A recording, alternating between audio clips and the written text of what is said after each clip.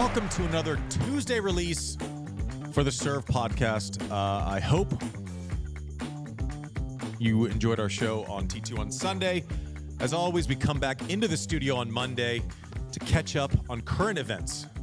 What a weekend finish it was in Miami. I think the sentimental story of the weekend, obviously Danielle Collins announcing that this is going to be her last year in January, and then winning the biggest tournament of her life at the end of March.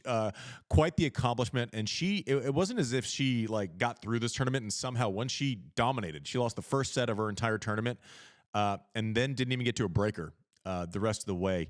I will get into her more and tell you my in-laws, my wife, my kids, they don't quite watch as much tennis as I do. And they were brought into the Collins match, and I'll try to tell you why here in a second. But let's also get to the men's side. Jannik Sinner beating Daniil Medvedev in the semis 6-1, 6-2. That is the type of scoreline that you see when someone's like a dominant 12 and under junior or like first round of club tennis. 1-2 against someone who Medvedev will end up going down as maybe like one of the top 20 players of all time. Maybe 20. I mean, and if you're arguing with me because you're a jerk and you're arguing over like 2 or 3 spots. But point being made, the guy's won a slam, been number 1 in the world, won a ton of Masters 1000s, repeated finals, and especially on hard courts. To beat him 1-2, I don't think people understand how impossible that is. And then you go to the final and you beat Dimitrov, a resurgent Dimitrov, who, oh, by the way, had just had wins tuned up Alcaraz 2-4, start to finish, and then reverses a 7-match losing streak. And obviously, it's nice to get through a matchup that historically hasn't been good to you over Zverev. And for all your troubles, you go in and get beat by Sinner 3-1. I'm gonna make a point for you of how dominant this performance was by Jannik Sinner. So we all know that, yes, Novak, the best of all time, numbers don't lie, but the most dominant person when you get on a specific surface at a specific time is Rafa on clay, right? That's as indisputable as the GOAT conversation is. I would say that the Rafa conversation on clay, maybe even more, it is more so. So I'm going, what are the statistical comps for Jannik Sinner winning 1-2 in the semis of a 1000 and then 3-1 in the finals of a 1000? 2010 Monte-Carlo, Rafa Nadal beats Ferrer in the semis. I think it's like 1-2 or 1-3, and then beats Verdasco in the final 0-1. So to draw a comp to what Sinner just did in Miami, you have to go to prime Nadal on clay in a Masters 1000. That is what you're comparing this dominance to. Sinner this weekend in Miami to Rafa's best ever finish as far as games lost in a Masters 1000. Sinner in Miami, Rafa prime on clay. That's the comp for what he just did. And I think most of us were saying on the way in, he's been the best player in the world. I've been on record for saying the last 5 or 6 months. And he's beaten all the players. He's beaten Novak 3 times. He lost his first 6 in his career against Medvedev and has won the last 5. That little hiccup. It's like, how could you lose to Carlos Alcaraz on his best hard court in Indian Wells? That's what we're talking about. Has won Masters 1000s, has won Davis Cup, has won a Grand Slam, lost to Alcaraz in the semis, won Rotterdam, won Miami. The statistical comp for what he did last weekend is Rafa in 2010 in Monte-Carlo, a tournament which Rafa has won, tens of times, which is also absurd. Yeah, it also says he's the first player since Roger Federer in 2017 to win the Australian Open and Miami Open in the same year. Yeah. That's been done. Even that is like as impressive as that is. And I can't poo-poo that away because I barely won Miami and I never won Australia, but the dominance with which he's doing it, beating Novak in the semis of Australia, beating Medvedev. I mean, he's going through the best players in the world to win these tournaments. It's not as if someone's out. It's not as if there are restrictions on vaccines or COVID, or there are no outlier things, right? Obviously, Novak wasn't in Miami, but the way this guy's playing, I don't know that would have mattered as much there. I'm curious to see how he keeps the momentum going. Clay, he's at the point where he's going to be good on everything. He's a very good clay court player, but at this point, I would say it's probably his worst surface. But just dominant. I feel like he has more shape on his shots now. The margins are bigger. He's not missing like first balls ever. And credit to him, because you can be successful to a certain level and be scared of change because of that success, right? Cleans house, brings in Darren Cahill, adjusts his team 2 years ago when he was a top 10 player 2 years ago and very young. On the upswing. Makes that change midway through last year, goes from a platform serve to bringing the foot up, and now he's almost unbreakable, getting a lot more swing on the slice serve. So deuce, add side, and what does that do? First ball strike, all of a sudden he has 3 more feet of court to work with to hit that ball into. Is barely getting broken, is breaking serve. The movement piece is absurd. For his career, you're going, okay, he's too skinny. Is he going to grow into his body? And he kind of looked like 3 years ago, he kind of looked like a baby giraffe when he was going around the court. You could see the flashes of brilliance, but his body didn't look like it was totally mature. I'll tell you what, it's mature now.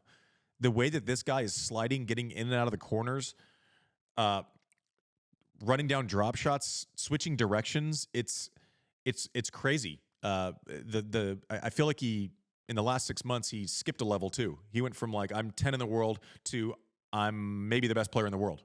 And we'll see if it's consistently up to a career high ranking, number 2 in the world. I'm not sure what the strategy is against him moving forward. Besides, I hope that Clay comes and he's just not as good on it. Because that run last fall, and then this start to the year, it's like Djokovician. Is that a word? It is now. Can we make it one? It is now. So I hope I did what he did justice. I mean, the comps are absurd. What he's done so far this year is insane. Just going up levels upon levels. And I'm not sure what the interruption is going to be beyond just getting to a different surface. And I know for those top guys, Medvedev, Carlos, Novak, that change when matching up with Sinner can't come soon enough. So this Danielle Collins story is so cool. 30 years old, says at the beginning of the year, I'm going to retire. When asked about it, it is, says, would a man ever be asked about retiring? Yes. So I think that got taken out of context maybe a little bit. Yes. Like all of them. Murray gets asked it pretty much every week. Rafa gets asked about it pretty much every week. I think her point was the reasoning behind me having to make a decision about retirement is because at some point I have some challenges and I do want to prioritize having children. So yes, men get asked about retiring all the time. No, they don't have to make a decision based on wanting to give birth and make life. So I saw some people going, well, yeah, they have to talk about it all the time. True. I think the point she was attempting to make, and maybe she got the quote backwards at the beginning, was I have to prioritize different stuff. It's not as if this is a tennis decision, so I'm not going to reverse my decision. But I mean, what a tournament from Danielle Collins! Just absolutely going through the paces, moving great. You couldn't go through her, you couldn't go around her, and we were about to go to get some tacos the other night, Mike, and the match was on. And I said, hey, I just want to see if she gets through this game. I want to watch the end of this real quick. And so it was my in-laws, my kids, Brooke, and they're asking about, as much as we talk about tennis, like they just don't care as much as we do. But her ability to emote, right? And she kind of brings you in. You can sense the stress. You can sense the urgency. You can hear her grunting louder when the points are. You could feel how much it meant to her to try to get across the finish line in Miami. she knew that this was her shot, didn't want to let Rybakina back in, and we're sitting in a room full of, in-laws, kids, and everyone was dialed in on the TV, paying attention, getting into it, cheering for her story, asking questions, wanting to know more. So I just feel like Danielle Collins kind of brought us all into what she was feeling. I felt like I was a part of it. I've been in the situation in Miami, and I felt like I was watching a new experience all over again. So I think it really touched home because of the story, because of her saying, I'm going to retire, and then 2 months later playing the best tennis of her career by far. She is a Grand Slam finalist, but this was her 4th ever final. It's not as if, this is something she did every day, and it looked like the way she went out and delivered it, it was kind of meant to happen. And I was a dummy. I picked for her the entire tournament on TC Live. I was like, there's just something about this, and I couldn't get past my own pragmatism in the final. I'm like, there are too many things. Rybakina has the matchup. She has the serve. She has a day off. I wanted to pick Collins, and I didn't. And Weissman did. Weissman called it. He had the guts to do it. I didn't. But I wasn't surprised by the result. I thought it was so great. And I hope she builds. Wouldn't it be a cool story if somehow she gets up to like 3 or 4 in the world, competes for a slam, and then all the while knowing that she says she's going to exit the game? Is there like a mental freedom, you think? That Hell yes. Yeah. I mean, she would have to ask for it, but like, I don't know. Yeah, I'll tell you, like, when I only decided I was going to retire at the U.S. Open, and for the rest of that week, and it's different for her because she's going to play out the entire season, and this is a level which she hasn't won at before. So it is a little different than what I'm about to say. But when I decided to retire, consequence, it didn't mean as much, right? There was no next week. For her, there's no next year. It looked like she was playing with a certain amount of freedom this event. Now, could it all be coincidental? Yes. It is weird to think that mentally she was probably as good as she's ever been this tournament. Physically, she looked as good as she's ever been this tournament. And maybe there's some clarity with this is the end of the line, go time. Defending this title next year isn't on the table. Let's just leave it all out here. So I do think there is some mental clarity. I'm projecting. I don't know. I know when I retired, the rest of that week, I felt like free and easy, and tennis felt innocent for the first time in, 23 years. And so, yeah, I think that could be a factor. We'll see how she translates. Clay is not her best surface. So we'll see if she kind of puts her foot on the gas as far as scheduling, or kind of is like, I'm going to play, I'm done in, September probably at the Open. I don't imagine her playing the U.S. Open and then playing, 8 events afterwards.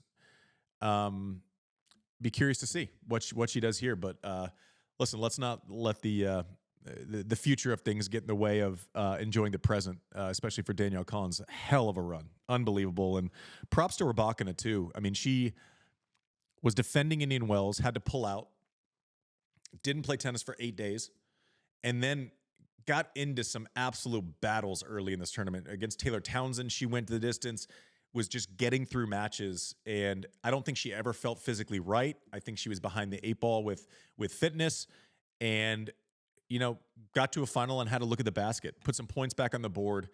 That was her. To put in context, like this Danielle Collins, it was Danielle Collins' 4th final ever. It was Rybakina's 4th final of the year. Gives you a little bit of context, but I thought Rybakina looked amazing. Not looked, but like she showed a champion's mentality with coming in undercooked and still kind of finding a way to battle to the final, and eventually just ran into someone who was more prepared, probably fitter at this point, just because of the sickness that Rybakina had during Indian Wells. But what a tournament! Like Indian Wells, Miami. I just feel like they never disappoint. They're just so much fun. You have space to digest. It doesn't feel rushed. The schedule's great. People are generally happy because there is some space within the events. So hats off to the tournament directors, the tournaments. Everything else is that was great. I just thought it was an unreal way to win. You have 2 champions on 2 very different career paths. Sinner, it's like all in front of him, and Danielle Collins is trying to put some points on the board before she calls it a day and gets to the more important things in life. But different trajectories, but both caused amazing emotions. One was happiness, one was pure joy, one was like an oh shit, look at what Sinner's going to do for a while, and let's look at the rest of the Tour to the Clay and hope that changes a little bit. So we film earlier in the week. We do it for T2, and a lot of the stuff is evergreen, so a lot of it makes sense. But Jon Wertheim was on, and we'll tease his segment because he's going to come up here in a little bit on the show. But during we were reacting to kind of the first news of Djokovic splitting with Ivanisevic, and I was kind of like, well, he probably wants someone. He probably wants someone to bounce ideas off of. And Wertheim goes, listen, I've interviewed this guy for 60 Minutes. I've interviewed him for the cover of Sports Illustrated. I've gotten to spend a lot of time with him. He might go it alone. He might have no coach. And sure as shit, 2 or 3 days later, Novak's going. He kind of flirted with the idea, and he hasn't made any total decisions. But he said, I can go it alone.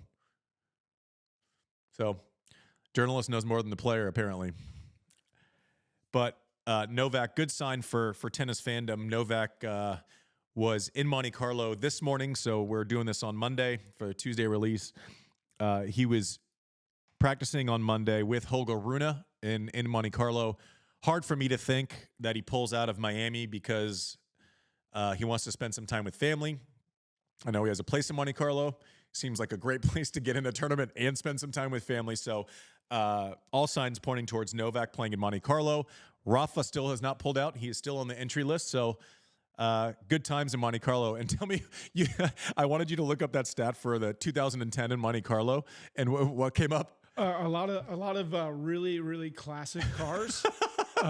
Some yachts. 2010 Monte Carlo is littered with great Carfax options. So you got to get a little more specific with your Google search. Yeah, throw tennis on the back end, guys. All right, well, that's your Racket Roundup that we do on Mondays. And now I'm going to kick it to the conversation with Jon Wertheim.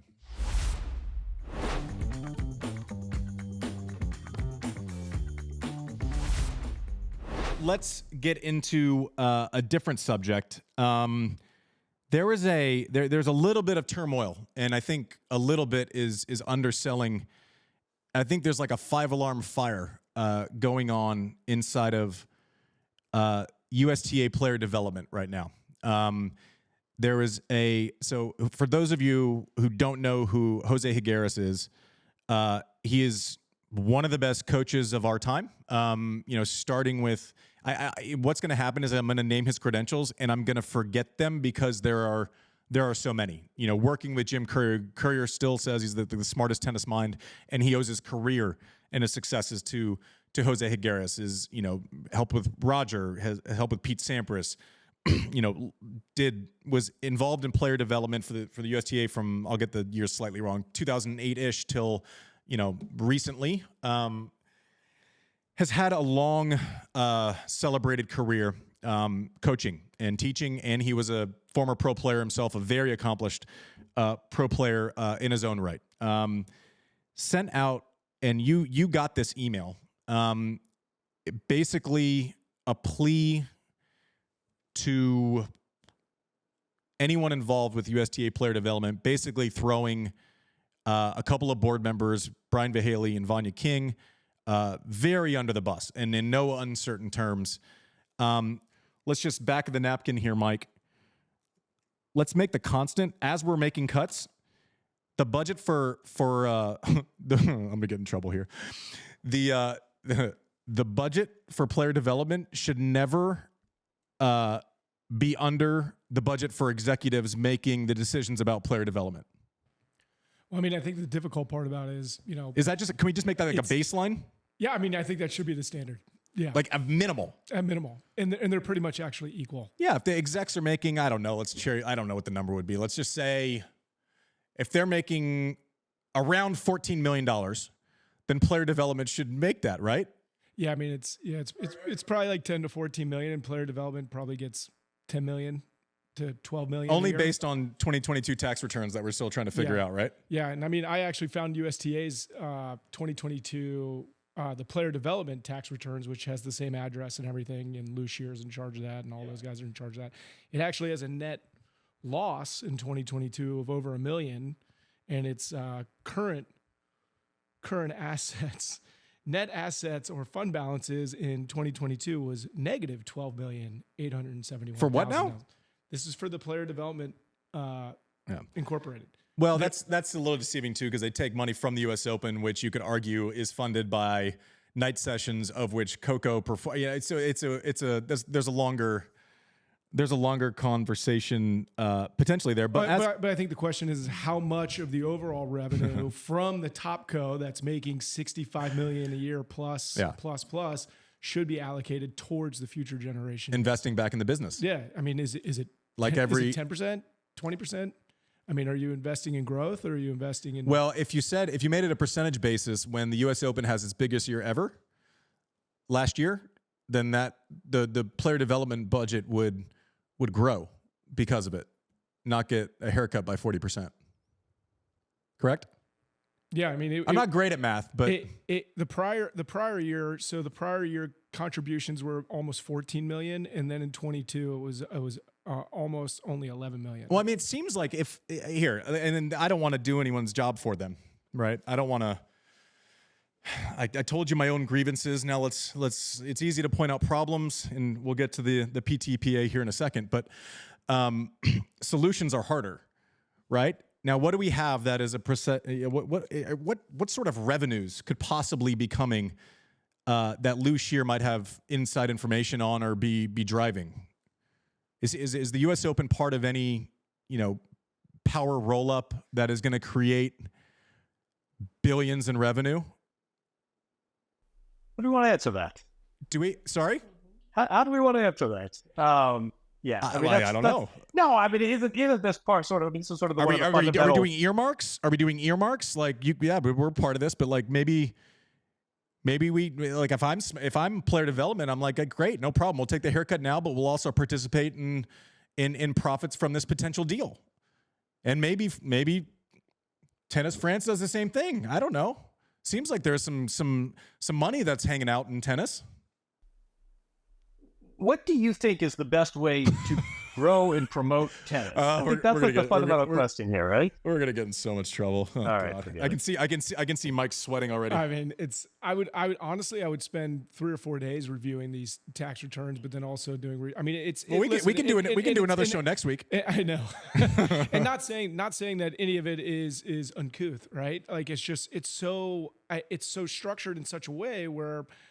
Are other organizations in other countries structured in this same way where it is so hard to track the actual trickle-down effect, and really what is the important thing is when you're building a tall building is maintaining the foundation, the most important thing or putting the shiniest thing on top of that building, and praying that you did it right at the bottom. And that's what I don't understand about, player development in general, especially when you talk about the biggest names in the sport over the last 20 years from the American side, and the majority of them didn't run through the program. Yeah. I just had this moment, and it's already recorded. This is getting put out either way, but I'm pretty sure I will have to pay for every ticket that I ever request at the U.S. Open ever again. You weren't on you were at the A list of the wedding before this. You're by the. I was already not on the email list. Yeah. Hey, we'll send you the Zoom link for our wedding. Listen, I'm happy with someone being mad at me, but also tell me where the lies are. You can be mad at me because of feelings, but tell me what part of this and why. What we're getting wrong about these things. I honestly, and I'm not saying that in a sarcastic way, I want to get smarter about all of this. I would love it to be this like utopia between player development and all of the other growth mechanisms that are seemingly around the corner in tennis. Yeah, I mean, how much of this is just the fundamental tension that goes on here, right? You have this great 2-week event, you've got luxury suites, you've got media rights deals, you've got all this hospitality, you've got signage. And this is run like the big-time sporting event it is. The revenues from the USTA are, whatever they are, $750 million, but it is a nonprofit, and its mission is to grow and promote tennis.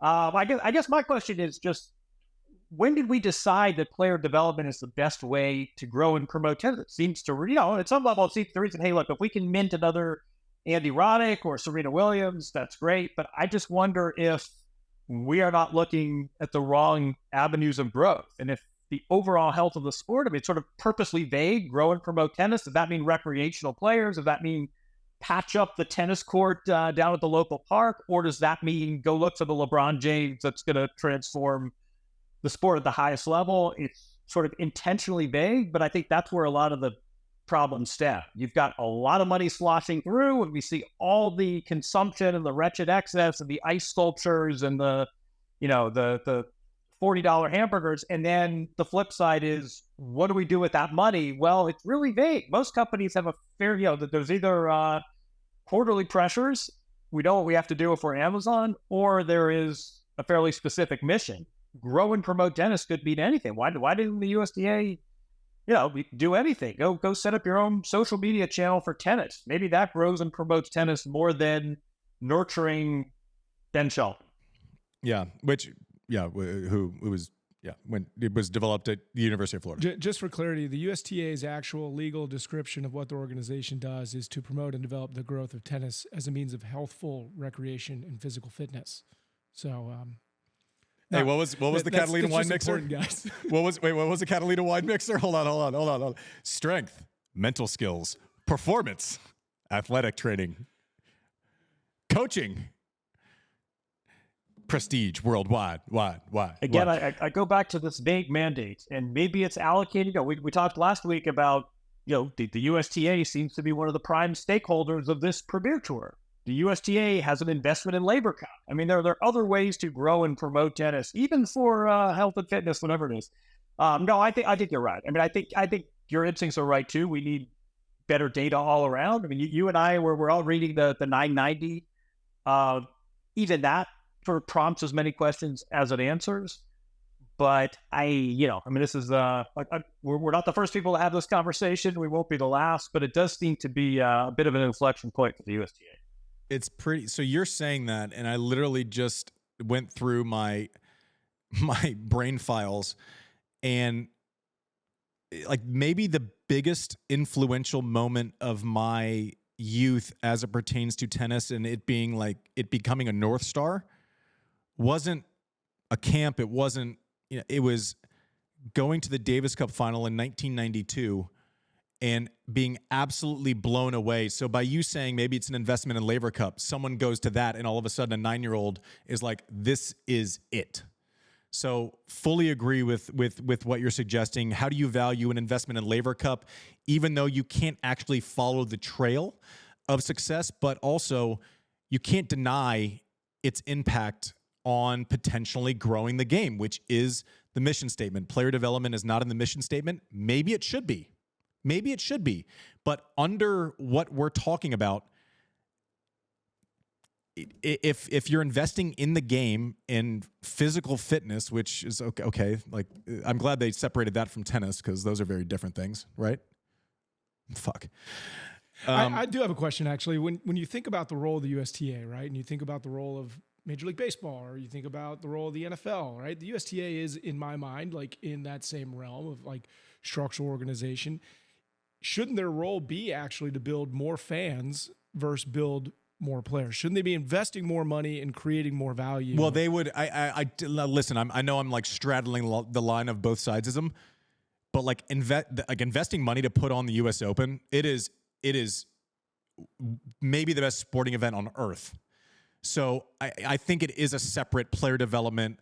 Where does it fit into the hierarchy? Because they will invest in things like it is. They built the Orlando training center, which apparently now is going to have no coaches. But I don't think investment in the game has been lacking. I really don't. Like, let's not, just take a shit shower and call it a day. Like, I think there is some nuance to this conversation, specifically what is the best avenue to make as many good players as possible? Do we go wide? Do we go deep? For a while, it was like, we're going to be like stock traders and we're going to predict our best four.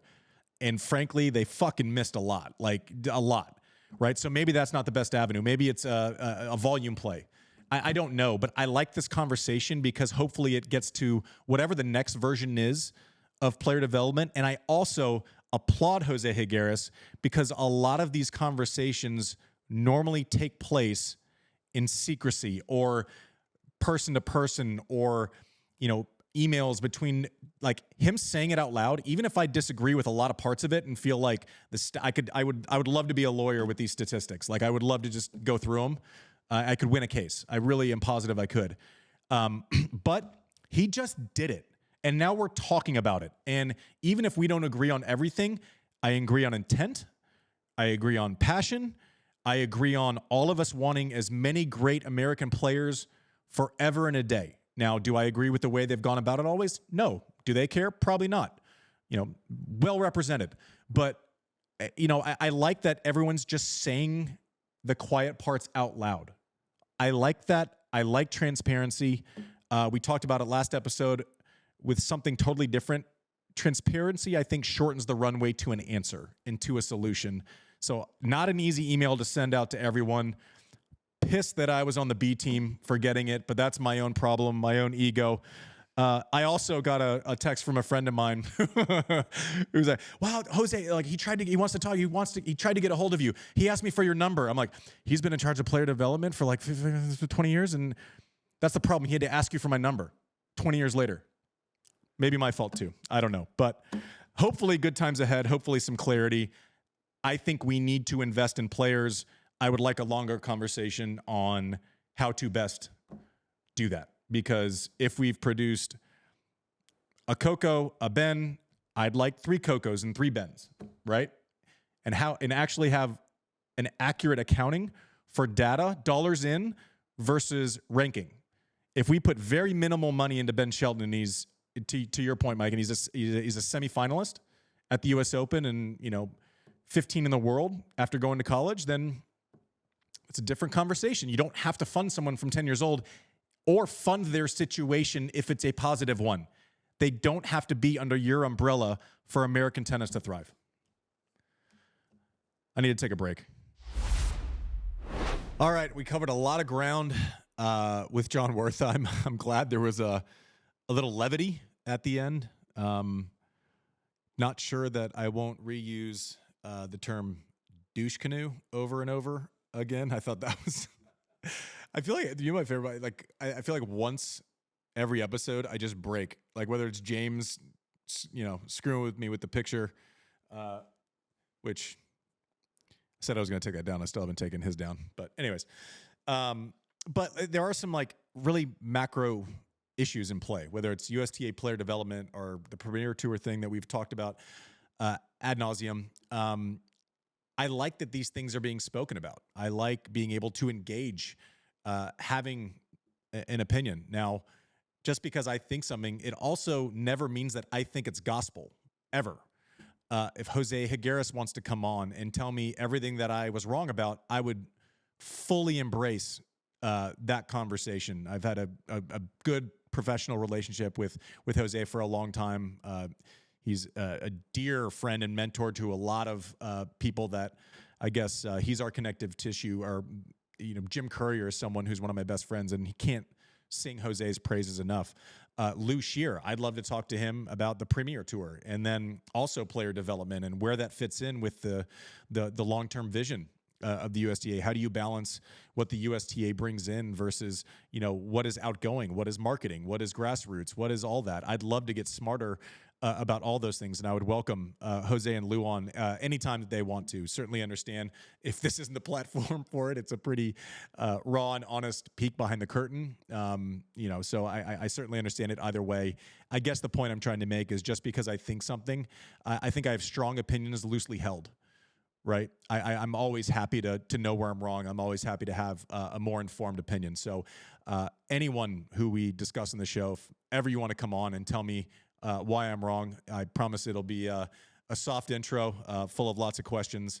And I think at the end of the day, listeners, players, tournament directors, agents, people who run the institutions of our sport, the goal is, how can tennis be better? How can we reach more people? How can we take this game that we're inspired by and that we love and max out value? How do we bring in more sponsors, more eyeballs, create more memories? I hope that at Served, we can be an honest broker and being at least a small part of that, warts and all. We're going to be wrong. Hopefully we're right. more often than we're wrong, but we're certainly open to being wrong. I like the show. We're probably going to get in a bunch of trouble for it, Mike. I mean, it'll be minimal. It'll be minimal. You think? Yeah. No, I don't know. I'm horrified. I got roasted for. We already covered. I got roasted for pronouncing someone's name wrong. Yeah, I mean, I guess we're really just upping the ante. I just ripped on the last 25 years of our national federation, and now, gosh, that wasn't a mispronunciation of a name. Anyways, jokes and jokes and jokes. As always, follow us on all our served podcast socials, Instagram, Twitter, I guess X. I can't stop calling it Twitter. I'll always call it Twitter. Like, you don't say tweeting. You say Xing? It's weird. I'm being confused with crossing. Anyways, YouTube, also like, follow, subscribe.